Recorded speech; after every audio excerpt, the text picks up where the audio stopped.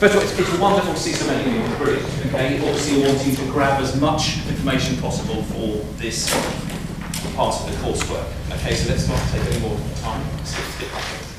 Okay, so what I plan to do, any time you want to ask me a question, just ask me if there's anything. The purpose of this, you've got, I don't want to, and I think you can understand why I don't want to do this. I want to always give you as much detail as possible in anything we're doing.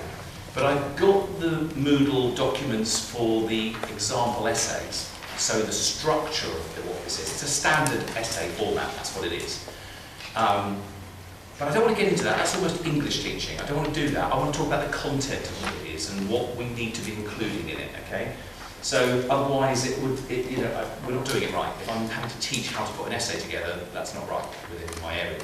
So sometimes I know some people might feel that they want me to do that, and I can very easily do that, but I think it would be misplaced of our timing. This is an extracurricular activity I've put in order to, let me just shut the door, in order to address the needs of this live theatre evaluation. So what we're going to do is we're going to talk, I just want to talk through it, and I'll be getting examples from you, and I want you from your notes, if you've got your notes, you've brought your notes of what you took from the performance and should have been writing. Who's been writing other notes since the performance? Been writing more and adding more to it? You should be. Good. Okay. Because how many words is this essay, Charlie? Will it culminate in the end? 1,000. 1,000. And that's a word count, so it can't be more than 1,000. So make that note to yourself, remind yourself. So let's talk, and I'm going to use the notes that I gave you, that you've got with you, that you took on the trip, okay? And we're going to go through, we're going to address each area and just, bring it alive and just sort of think, can I use that? You can't write about everything about this production. You can't, you've got 1,000 words, there's a limitation anyway, isn't there? So if you bear with me, I'll make it, I think with the time, guys, if you saw it, I'll make it sort of presentational, but with input from you. Does that make sense? Yes, you can grab as much and we can make more sense, I think, the time's great. God. So, in the first paragraph, what we need to include, I'll talk about the production as we go along, but let's just even say what we need to start off with. You need to give, at the start of this essay, the details of the actual production. So you need to give the title of the production. This needs to be for your draft of when you hand it in to me. And remember, the deadline for this is the 19th. You've all got the email I sent, the 19th of October. There's a couple of weeks from now to give in the deadline for the draft. Okay. The name of the production.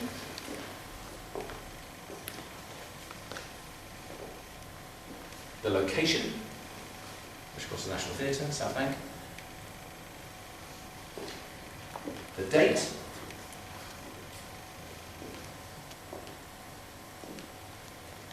The director. Okay. Nadia Fall, as you know. The designer, I put that in as well. Keeps you on track to remind yourself of design elements. Peter McIntosh. Okay.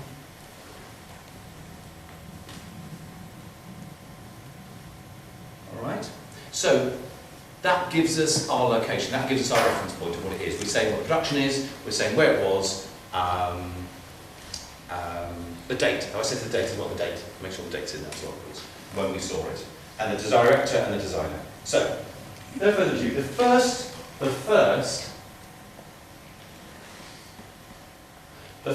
thing we need to address in the opening paragraph should be about the setting of the production. When you first walk in, what greets you. Okay? You need to give just an overview of what the play addresses, its themes, its issues, of what you understand. You don't need to say you're studying it. You don't need to do that. But you can do. Remember, you've got precious words here. These are 1,000 words. So you don't want to waste anything on it. When a word count says a word count, they mean a word count. Okay, so we don't want to go over that. We have a sheet that I have to get you to sign off to acknowledge that it is 1,000. Don't go over it. When they know the brief is that, don't go over it. So in the first one, it's basically, we're going to get in this intro, like in all your standard essays, you're laying out your stall, as the old phrase goes. You're basically saying what you're seeing, You know what the genre is, you've got to include what the genre of the piece is, what the piece address is, what the genre is, its characteristics, and its location. So when you first walk into the auditorium, we're going to talk about what greets you when you first walk into the auditorium. Then we can start talking about the preset. We can talk about the preset. So we need to get in the themes and issues. We need to get in what greets us when we first go in. Does that meet our expectations? That's the other thing as well. Knowing the play, having read the play, does it meet our expectation? Does something surprise you? These are all possible. There's all various ways we can address this first paragraph. But does something surprise you? I mean, we talked in class, and I even gave you some ideas of how that first scene could be, or how I would direct, or how other different people would direct it. That wasn't the case, was it? Very, very different. We'll talk about that now. But it was very different what was what's called a preset. What the start of the production is very different to what the start of the play is, those first words. I brought this down so that we have the script with you when you're writing as well. It's a good idea, because there's things we need to... If it's going to be a true evaluation, we need to see, if you know the play, it's interesting then we can get an idea of why the director chose to do things the way she did. Notably the Aborigine. We'll talk about other things. But the Aborigine. Look at what she did with the Aborigine, having read it. Can we remind ourselves? Now, what did we say that she did with the Aborigine that was different to what's in the script? The Aborigine was in a lot more in the production, as on looked a lot more at the action. Yeah. But she did take out most of the kind of monologues that the writers put in. Yeah. She took out nearly all of them. I mean, the fact is that what did he? Let's start with the. So we don't overrun ourselves on this. Is that we're talking about what first greets us. Now, what did greet us when we first went in, Sam, in the auditorium? What greeted us? It was just the Aborigine sat in a single spot with non-digested sounds. Well, it's funny, isn't it? Because it seemed like non-diegetic when we went in, but when you actually listen, of course, it's in his environment. So it is diegetic. It's very easy to think it's non-diegetic when you go, but when you actually sit down and you hear and all the things of the native within the forest around him, it's actually all those birds he's hearing. It's in his habitat. There's a conscious decision being made there. We are ready to invade his habitat. An Aborigine is an indigenous people. They are the native of Australia. So what I'm going to be saying to you on these things is my interpretive quality. I want you to say, it's funny, I read this as that, because that's very personal to you. There's no right or wrong about this strictly. I mean, on interpretive values, yes, we know certain things to do with structural things of the play, and Ralph was this, and and Ross was that. But if Melissa, for example, says, I read the first scene to mean this, she's not wrong in reading that. That's an interpretive quality. No one can tell you it's wrong, because that's what the artistic choices are. They're choices, aren't they? They're choices. It's when somebody says that doesn't make sense to anything of the context, that's when you confuse the audience. And I don't think that happened. It's just maybe we saw the scene being maybe produced in a different way or something like that. So, yes, we saw the Aborigine centre stage, so it's the most powerful part of the stage. Let's talk, this is the point where you can talk about the set as well, because you're talking about what greets you. So let's have an idea. Ella, give us, what would you say, how you would describe the set when you first went in? It was quite simplistic. There wasn't many props or distractions from the Aborigine. It was on him and what he was doing and the sort of simplistic lifestyle that we had for the set. Now that is lovely, the evaluation. She said the fact of nothing to distract. She used adjectives there to describe, which is brilliant, brilliant. And the point is, all this is very visceral and sort of animal when we see it. A visual thing is just immediate, isn't it? We just see it in front of ourselves. We're purposely dissecting it all because we've got an evaluation to do. So we need to find, the adjectives, big bags of adjectives. Adjectives are wonderful words as us as actors because we can do something with it. It's a tangled, a barbed, or whatever it may be, the adjectives that are going to describe something. you know, intermeshed, whatever. What are the descriptive words that are going to associate with whatever you're trying to say? So yeah, we had him centre stage. We had him, what was he doing? What did we believe him to be doing, Rufus? Is this where we first see him? Yeah. I think he might be making a fire. Yeah, it was like doing a fire with sort of with wood, wasn't it? It was knocking down the wood and going. So we saw him in his natural habitat, doing what's natural to him. Yes, Joe. We thought he might be painting himself. We did various things, didn't he? He was daubing himself. That's a good word. It's well, D-A-U-B, daubing. When you daub with paint on your skin. So you daub with this, and so of course he's making himself. And what's interesting, unbeknown to him, that he's wanting to make himself almost. You see his innocence of his natural environment before we come along and spoil it, don't we? And ruin his life effectively from then on.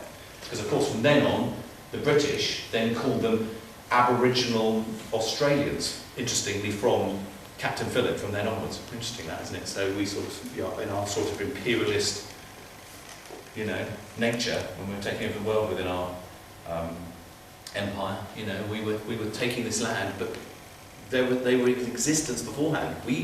In their argument, we were spoiling it. So we get to see before that ship comes in, what date are we talking about here, Izzy, when it first lands? Georgian era, really so. But we have it, don't we? We have it at the beginning of the play. 1780. 1787. It says it on our stage direction straight in. The whole of a convict ship bound for Australia, 1787. So you're right, Izzy, it is Georgian England, but we've even got that clear detail. We know it's Georgian England. We know that there's transportation, part of the issues and themes of this. The transportation of this floating brothel arrives into Botany Bay, and there's England got rid of its convict, doing away with the problem. When we talk about themes, you know I said the themes in the first paragraph. Let's just get from us what we're understanding the themes to be. Charlene, kick us off as to what you think the themes in this play are. Transportation being one, that's a good one. Just keep on. Power. Power? Yeah. Power and misuse of power.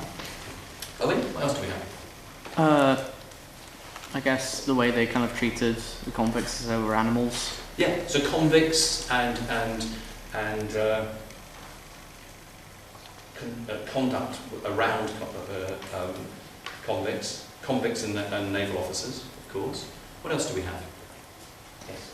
Georgian punishment system. Punishment. So punishment, the actual judicial system is part of the themes of this play. Also, what things come closer to home as well with regards to just human themes as well that are in it. Redemption. Redemption, brilliant. Theatre being used as a redemptive tool. So the humanisation through the process of theatre. I think that's a nice way of putting it. Humanisation through the process of theatre. Theatre is making a comment on itself in the play, isn't it? So it's very self-consciously doing it. I mean, you know, the playwright, don't ignore the playwright, Timberlake Vertebaker in what she's doing. Yes, it's a true story, but she's actually wanting to heighten what actually took place and heighten that as a theme in it. Yes, Should you mention her in the beginning? I think you should. Yeah, I mean, this is a choice where you say about studying the play and I think it's nice to say you studying it because then you show an authority of understanding the themes about it and expectation as well. I think. Like self-acceptance. Self-acceptance, yes, exactly. And through this, the redemptive part of this leads to self-acceptance, doesn't it? Once you realise you've gone through that change, pick one of the characters. You can't talk of everybody, but Liz is a golden example. You can talk about Ralph as well, can't you? But you can. We'll qualify it when we come to our key scenes in a moment. But you're outlining things in the opening paragraph, aren't we? Can I say this? Remember, as a play, we've got very Brechtian technique here of almost placards at the start of each scene. Each scene in our script, when we start working on it next week, is actually the voyage out, punishment. It's got it on a, yelling out to us here, isn't it? An audition. Very Brechtian, telling you what it is, what's happening. There's one about the merits of theatre when the officers are talking. It's straight after. It's interesting in its structure as well. Straight after Yeah, here we are. It's straight after an audition with Ralph when he first meets Sideways. The next one, the authorities discuss the merits of theatre. Now that's interestingly structured straight after the audition. So once we have, and later on of course we have, do you remember the other scene we have with the officers when we actually have the shooting scene? The symbolism of that, of the shooting, sitting of the birds, the innocence of them, but they are in control of, you know, taking, you've got all the symbolism of taking their flight down, having the power over them, giving them no choice, which of course when you shoot prey you have a gun. If somebody shot me now, what defence do I have against a gun? I'm going to be dead. So, you know, it's that brutality against something unquestioning, it's rigid in its execution, and that's what has the power. We're going to talk about Philip. I want to sort of bring something up with regards to the casting of Philip as well in just a moment. So back to the beginning of so just in design terms, let's think about the actual set itself. Did anything strike you as quite unusual, Lily, about the set, about the actual performance area? It was tilted. Tilted? Well, why do you think it was? I think, this might be reading a bit far into it, but from where we were we could see everything. We could see all the characters very clearly, whereas if it was flat, it would be much more two-dimensional. That sort of seeing how humans in truth are all equal, that we can all see them equally. Yes. I think there's a lot symbolically that Nadia Fall, I think, in working with Peter McIntosh to get this. I think you're dead right. I think the whole idea of it's almost just off kilter, but it's interesting it's also circular in its island, of which Australia is. This is where it works on so many levels, I think. Now, I've not had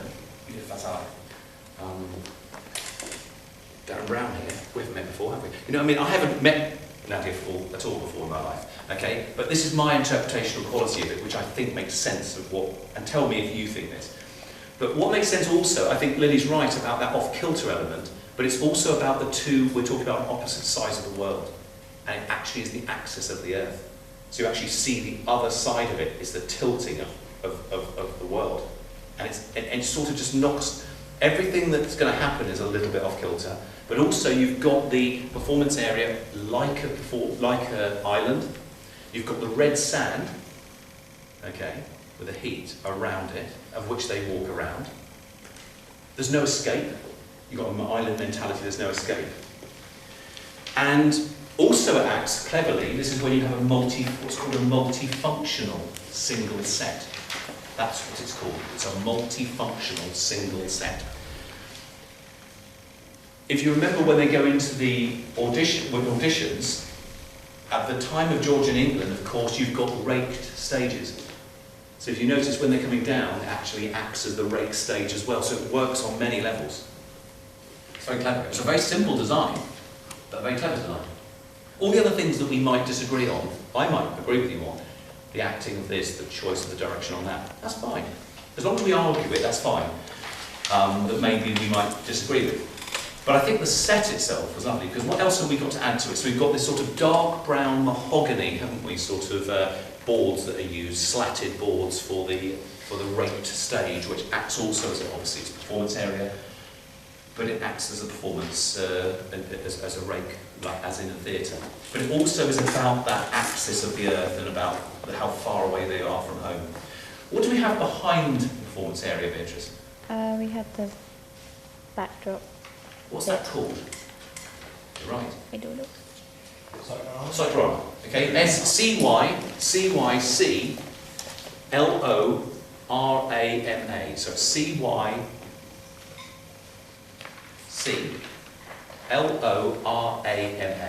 Cyclorama.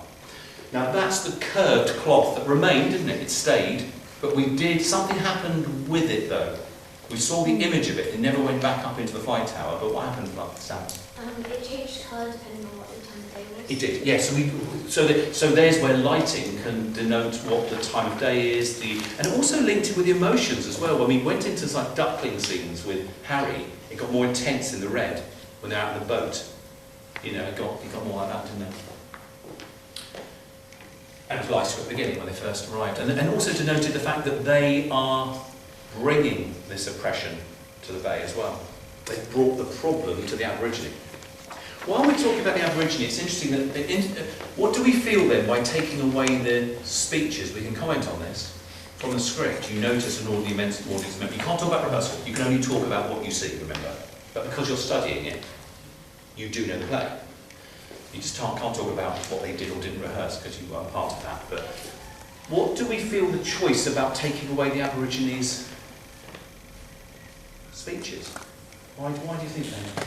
To emphasise how basic their lifestyle was, and the fact that it also shows how confused they were when they arrived because they couldn't speak the same language. Couldn't speak, brilliant and well put. Exactly. The whole thing of isolation, the fact that they are powerless as well as some things, isn't it? If you take away someone's speech, they're powerless, which is an interesting way of interpreting it, isn't it? And did you notice there's things like, I interpreted about you know, when he came in and we had the smoke coming and he was trying to make the fire and whatever, it was almost like he was trying to exercise. This was about a third in between just after the audition. And he's down there. It's like, in the scene change, he was wanting, through their native symbolism, to almost exercise the British away. That's how I read it. I don't know about you, but that's, again, it's an interpretive choice, but to me it came across like a sort of exorcism of wanting to almost feel, I'm frightened of this, but this is, in my belief system, this is how I get rid of these spirits. It's a bit like the dream time. Their dream time in the play is about they believe their ancestors, when they went to sleep or when they roamed the earth, their souls came out of, and roamed the earth to protect them. But equally, it could be where that's something about you, but that's certainly had that sort of quality to me. So, the cyclorama there we had. How would we describe what was on the... We had a sky, but quite broad lines, didn't we?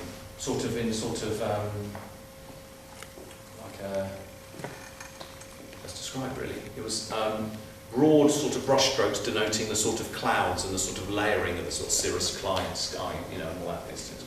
Yes? It was in the style of Aboriginal artwork as well. Yes, well, sorry, that's right, yes, exactly. It was like Aboriginal artwork, very well put, yes. So again, we had the thematic idea linked to the design element. Well done, yes, exactly.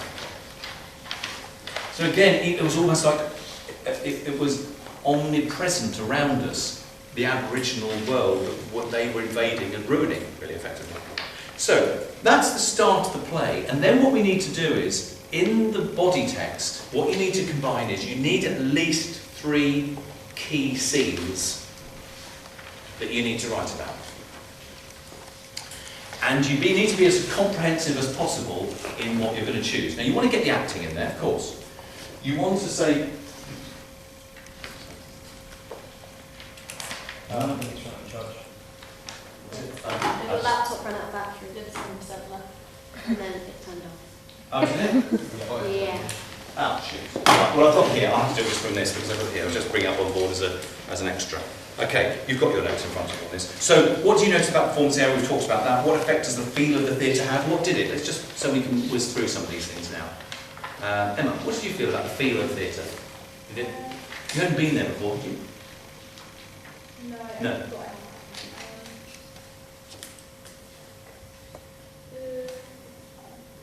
What would you say? I mean, it's a large theatre. It's a 1,200 seat theatre.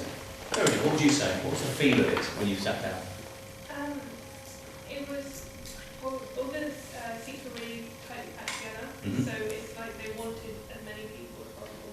Yeah, and we can link that to the Greek, because it's based on the Greek amphitheatre, so we can talk about that. Say something, the Olivier Theatre, which it is, the Olivier Theatre that's based on the Greek amphitheatre, seating 1,200. But say something about what you feel about it. It was, it gave it an expansive feel, or give it an open. Remember when Nick Hytner, I played you that bit of film, and he says, although it's very large, it's a very inclusive theatre. And people who actually perform, performers, saying, yes, it's a large performance area, and they've got to have the technique correct to be able to fill it. But, there's intimate themes to was it, some people argue, was it the right theatre for that? Was it, in that sense? Anyway, all these things are up for judgment of this, of course. So the set, the context of the play represent... Do you think the set design met the... It's bad, isn't it?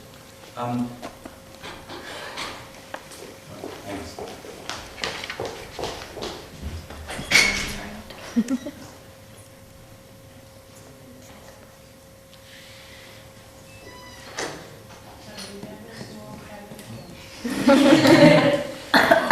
to be a great bit of the recording. Sorry, just as having a conversation. We actually close this back.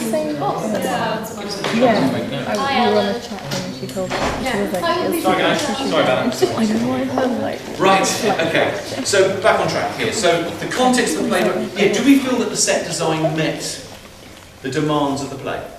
Yeah, I think we do. You know, I mean, whether you want to, I think it was successful in that, but you've got to bring your own interpretive, you know, and value to it as well. What did it create? Well, we talked about the environment it creates. It's a multifunctional single set that serves the what's called the demands of the play. So we've got to have the audition, we've got to have the hanging space, we've got to have all the things that are inherent in those scenes. We've also got to, what did we do when Ralph was by himself? What did we bring on in a very Brechtian style when he was within his own? We had sort of like the thing with the tent, just like That's the it. cloth. It was helpful. Yeah, it was a sort of, it was the cloth that denoted, and it sort of had the flat back of the tent that just denoted that he was in his tented area. Very Brechtian. It wasn't bringing the other walls, was it? It was just a very simple device to denote his environment of his tent and his private quarters when he was writing his letter to his wife. Was an off-stage world suggested? Not really. It was spoken of, but we didn't have the imagination of somebody creating something through their technique. We were told where the other convicts were, you know, doing their work and why weren't they, you know, the audition or whatever. But it wasn't directly related. We just were spoken of other areas of, but it wasn't. There wasn't really one. No, in that sense. I mean, it was talked of. We know that where's Freeman? Where is he? He's being done this. It's suggested, but it's not like we've got, you know, a kitchen area is being suggested directly off the stage, of which they always refer to. That's what really an offstage. They don't like is. interact with it. They don't interact with it, exactly. They don't sort of, it's not created where we don't see it, but they speak into it, or somebody, that's really an offstage world, really. There'll be most plays will have something, oh, he's coming back in his car, where we're not talking about having a car park, what we're trying to suggest outside, are we? It's just that, you know. So think about the colour, talk about the colour, the textures of what was used in the set in that first paragraph as well. Then we start needing to talk about key scenes. Now this is where you can start interrelating both costume, the acting, and the directorial choices in that. Okay? So costume-wise, we've got an interesting thing because it was it contextual to the time period? Yes, certainly it was. Can I just talk actually very interesting about Philip? Did anything strike you as interesting with regards to the casting of Philip? Which I thought was amazing, really. Which is when we're talking about historical accuracy, yeah. He was black, Mhm. and then in that time period there were black people in England, but very few, and then there were racists. Well, notice, what I'm thinking even first of all, Annabelle, is the fact that Captain Philip wasn't black. Now, I think that's an interesting choice and a very pertinent casting. I think it's to be applauded because she's actually highlighting something within the play. Yes, Joe? Don't the National Theatre have like a policy on non-discrimination? They do. No, that's a policy anyway. But I think even within, because I think what I'm trying to get at. On the fact that they are different. No, absolutely. The race barrier. I think what I'm trying to get at is that that's true of a policy of National Theatre. But in factual detail, we know that Captain Philip wasn't. So there's an interesting choice that in the use of it, I think use of that him being cast is the fact that his strength came from the fact of, particularly in his speeches when he's talking about slavery.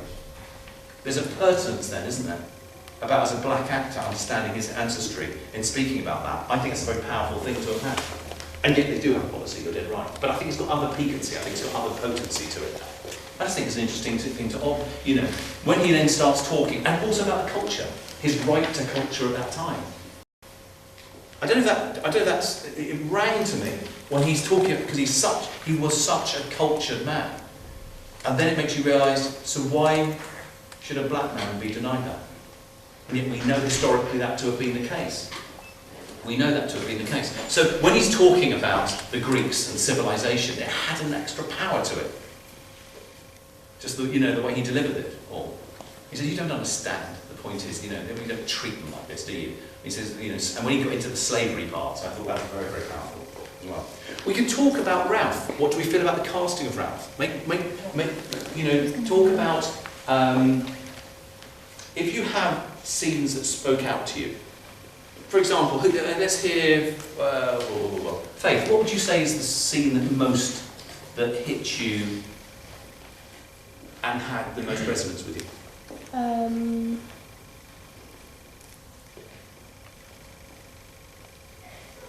Maybe the scene with Lynn Herring. The nibbler, when she's got a long one. Yeah. Or, I really like the beginning, like the very, no, not the very... The opening scene? Yeah. Yeah. When the stage lifts up and all the people are underneath. Now let's talk about that. We haven't talked about that yet. When we were talking about the possible, we know as a play they're sailing in, there's this floating brothel, and really we should be, this is my own feeling, but we should be going into hell. We should be having an almost insight to the hell of this ship coming in.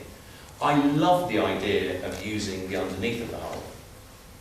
But I think when we spoke, certainly to one class, who I saw the next morning, we got into talking about whether or not that really took us into the hell of it, because Sideways is a central focus at that beginning, who is being flogged. And in structural terms of the play, he hasn't yet been asked to do the play, has he, at the start yet, Frank? He hasn't been asked to do it. He's part of the system. So when he's looking over it, there's a power, I feel, in Sideways being at the downstage centre of that, being whipped within an inch of his life. But he wasn't, he was downstage right. So enabling us to see the other convicts through the hull. But did we get the power of that? Yes, Emma? If we show you that opening scene, we don't have to, we can put on it. We can... Poke hole in it. Oh, absolutely. Well, let's really find out. What I'm saying is you're being constructive as to your criticism of it.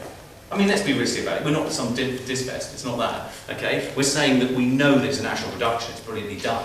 We're just talking about interpretational choices, aren't we? And my own choice on that, you might not be yours.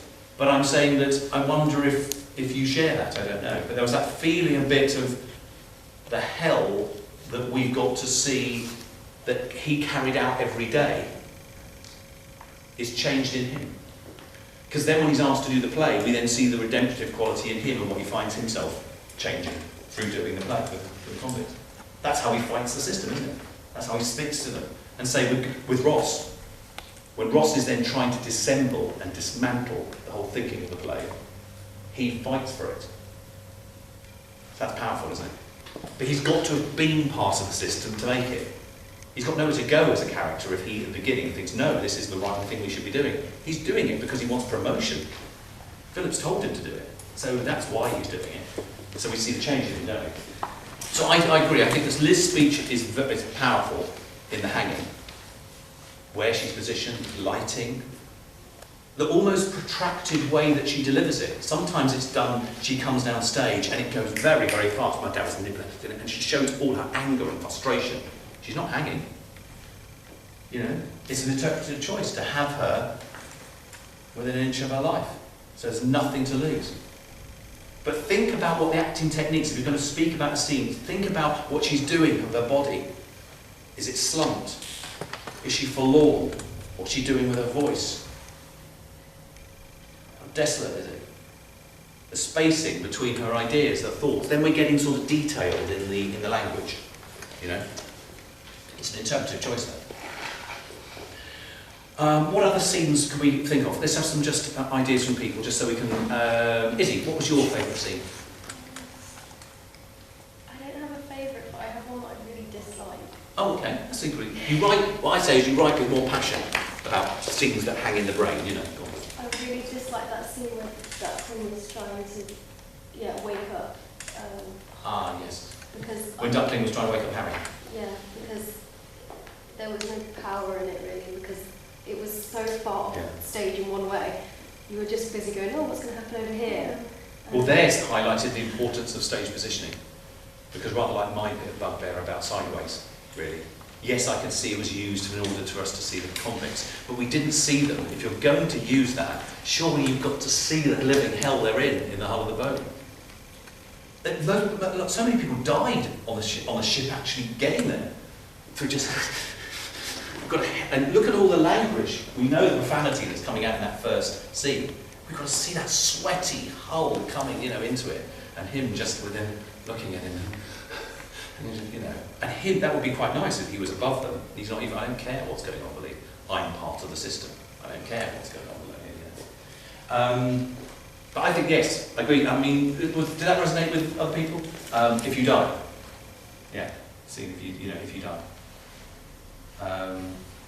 Let's have another one. So again, what we're thinking here is, she's got a power there in a speech where she's got repetitive speech cycles, and she's got to. Not convinced. No, because I'm passionate. Because actually, that's the side to her of realising that is a finality. He's gone, and I can't do anything about it. And maybe I should have been different. Jeff? Should we write about scenes that we dislike as well? Well, no. It's about being constructive. Whether you like it or you don't, it's about showing your knowledge of theatre. Saying what works and what. Yeah. So I mean, not write about what you like as well. But I'm just saying it doesn't mean to say you've got to love everything. As long as you write well about it. That's the key thing. It's about showing that you have a skill and know the techniques, that either weren't met or whatever. But while you may be speaking about things that cost you, maybe highlight a scene that uses costume. Maybe the audition, when we start seeing sideways coming through. What about the officers, how they're denoted? Maybe a comment that a choice, a directorial, when you want to talk about somebody's directorial concept here, she didn't use the multifunctional, the multi-rolling of changing clothing, except for the Madagascar in the office in that sense. But we didn't have the convict and the naval officer interchange. Was there a value in that? If we know that's what was in the original production, what do you think, Joe? I think it was maybe a bit jarring actually, because if you're not going to have multi-rolling, don't have multi-rolling. No. Don't then have one character. No. It's like them breaking into song. Yes. It's either a musical or it's not. No. Now, you've brought up a very good thing about the song, because we've got a very Brechtian technique of using the instrumentalists coming part of the action. Now, you've got to answer this. Did you feel that enhanced, or do you feel that it detracted? Yes, Nicole. I feel like it detracted from it because it was just a bit unnecessary. You just can't. It just didn't work at all. I just felt it would have been. Why? better. This is where, when you're right, you've got to qualify why you felt it didn't work.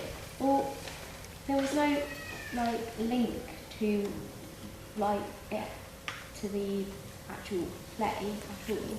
Did you think the genre, this is where maybe we could be getting more defined, do we think, did the genre match the thematic sort of intent and mood of the play? The song seemed a bit more upbeat than the play had seemed the whole way through. Yeah, possibly, yeah. So I think like we had a change in pace and it just... Well, we had it even at the beginning of the hull of the ship, didn't we? We had that in the background actually, while they were actually the opening thing with Weishammer, we had that. That lends itself to possibly thinking, is that going to help the sort of barbarous tone of it, really, of the piece at the beginning? I think it made it harder to connect with the characters and understand the situation, because they were singing what they were singing during the weapon scene, and they took the drama away from the fact that he could whip, because they were at the same stage. No, he wasn't. And I mean, does anybody, do you know what I mean about him being downtown stage centre? To me, I still think you could have had that in the hull, but he wasn't centre stage. It was a choice to make him downstage right, which you position actors because of the power of the stage, the balancing of the stage. But even Ralph wasn't really in a prominent position for that. So really, who was focused? Weishammer was. The other convicts were. But you've got to decide whether that works for you or not. Yes, Mary. I think the scene worked well in some areas, such as when they were turning the stage and sort of changing the setting sort of thing, and they had a singer sat on the side and they brought it round. Yes. That sort of made you focus on her and not what was going on. So that was... How do you think? Yeah, in a way, I suppose it's certainly used as a transitional device, isn't it? It's allowing that there's not any blackout. And I keep saying about earning a blackout. You do need to earn a blackout.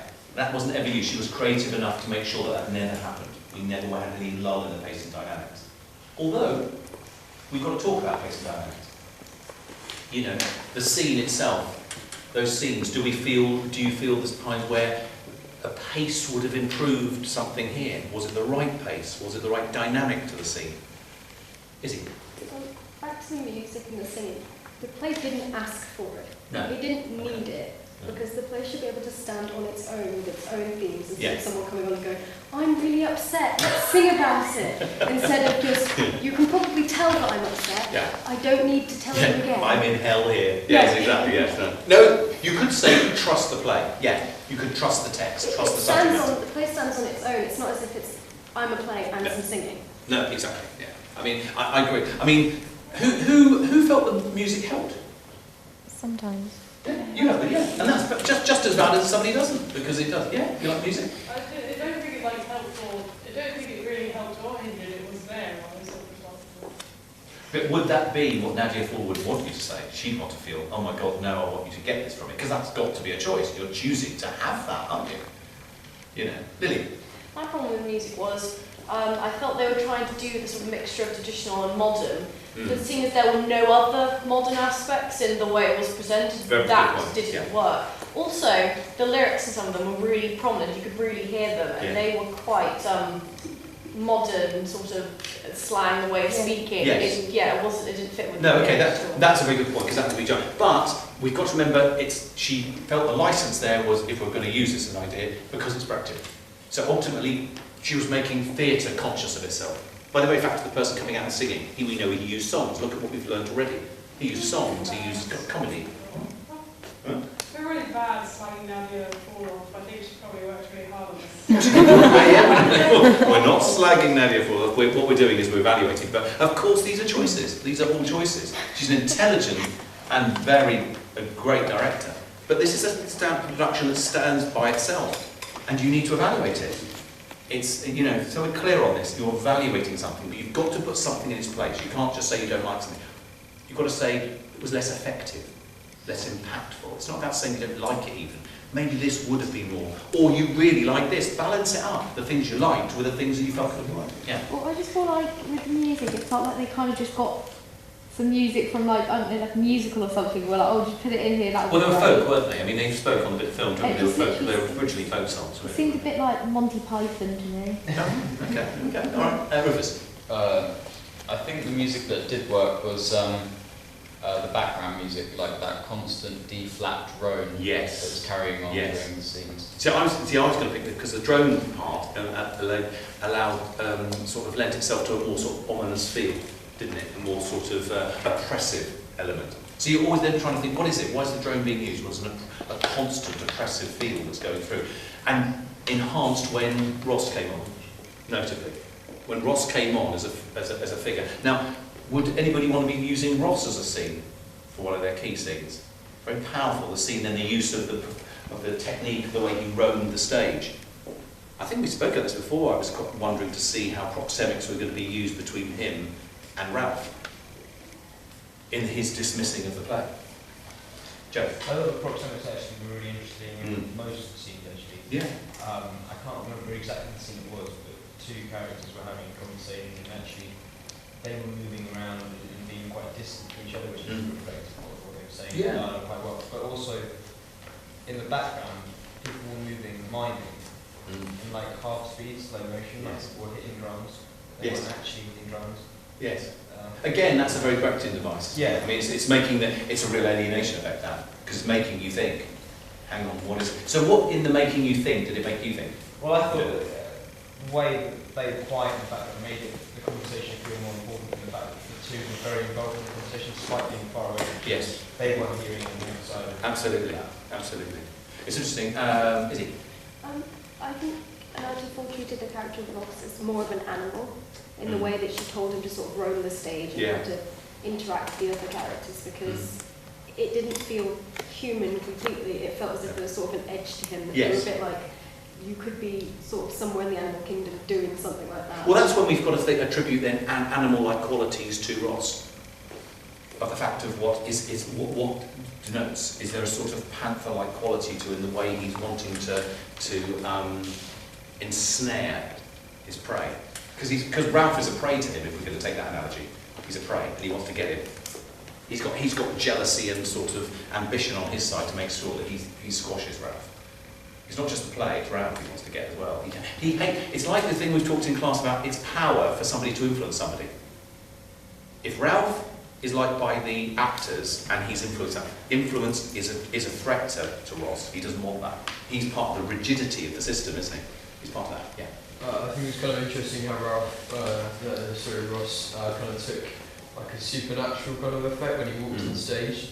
How everyone kind of froze as if he had the power to freeze time. It was kind of the way everyone didn't move, and he had the power to kind of move around, alter things, kind of get people to do what he wanted. It was really the power. Successful way to show I think you look at the point when he to Duckling when he tells her to get on all fours and bark like a dog.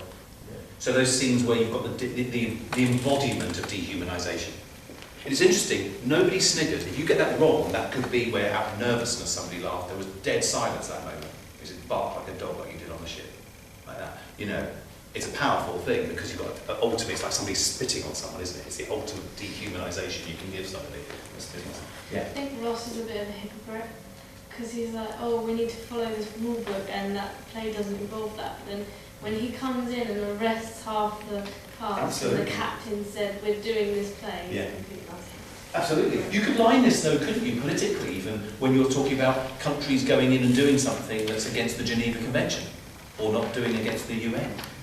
We're going in to do something. Hang on, we haven't got the full support yet, we'll go and do it. You can see all the why it's such a pertinent play politically, because it's so true politically across the world.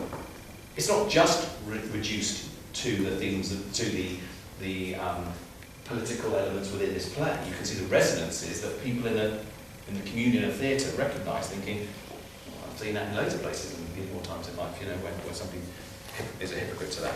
So, just to bring this to when you're talking about your scenes, make sure that you include, when you're descriptive about the scene, talk about the stage area that's being used. Are they in a restricted area? Are they downstage centre? Are they downstage right? Are they downstage left?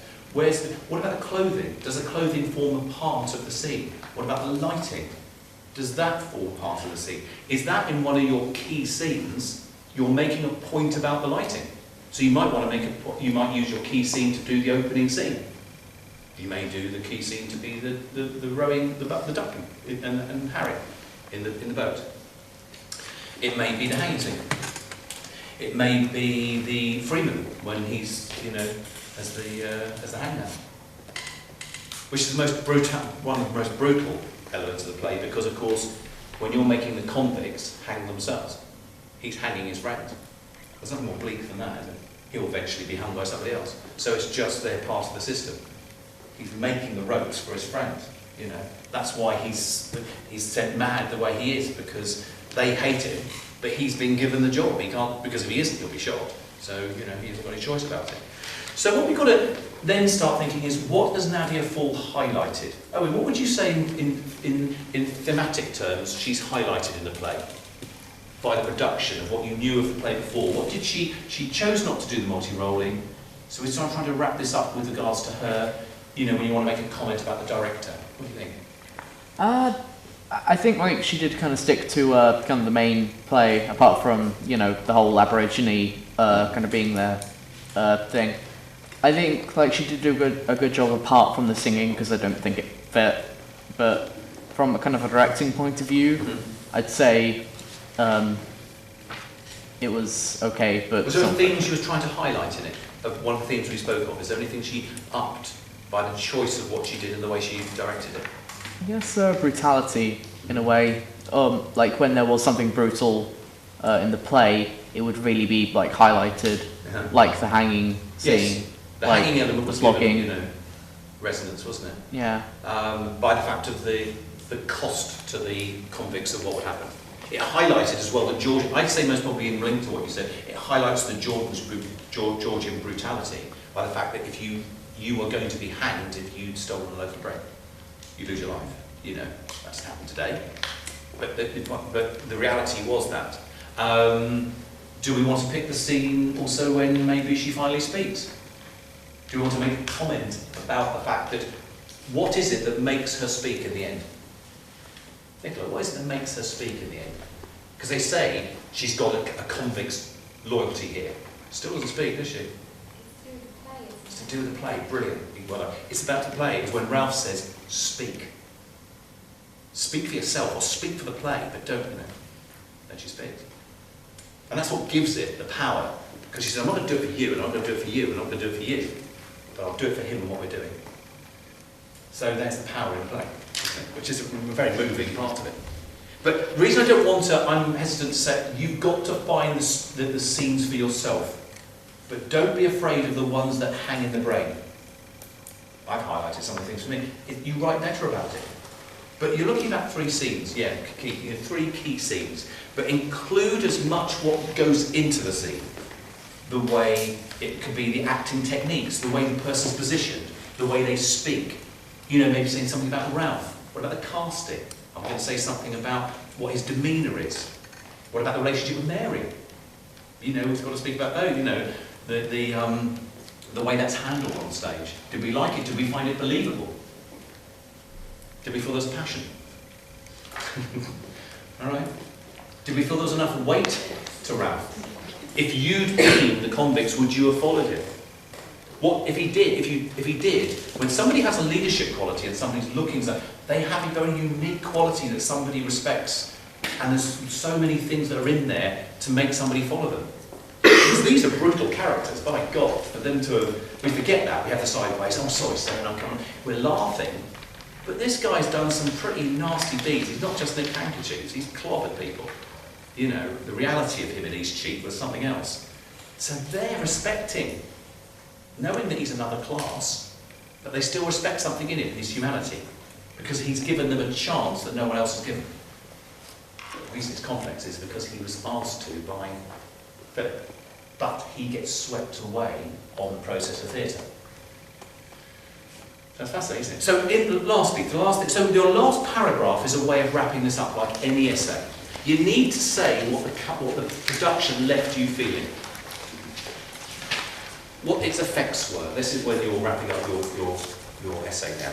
Okay, so your main body text is your key scenes, involving what you're acting, your costume, lighting, sound, all the parts that are in this document. But when you get to your last paragraph, like any of your essays, you're really wrapping up your content. You're wanting to say something about what the production left you feeling, why it was successful, and why. What you felt leaving or having seen the play at the end. And I think this is a good way to finish it, just finally for us to wrap up on this, is why you think the play is relevant. Particularly seeing it then on the 21st of September 2015, why is it still relevant as a play? What does it hold? What's the power of it? Is a nice, powerful way to finish. And if that was met, that's a really powerful way to finish. So, the folder that's got the exemplary essays, they are A grades. They're lower A's and high B's, mixture of those ones, or all applies, whatever. But that will show you the structure. It's a different production. It doesn't matter. You'll see what's being brought out. You almost get the feel of production.